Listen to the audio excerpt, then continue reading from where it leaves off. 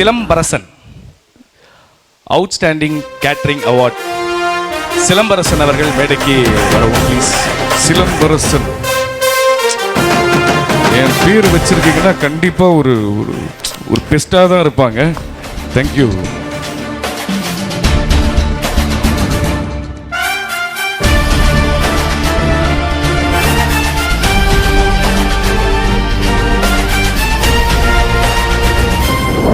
மாலை வணக்கம். இந்த கேட்டரிங் தொழிலில் ஒரு 15 வருஷமாக பண்ணிக்கிட்டு இருக்கேன்.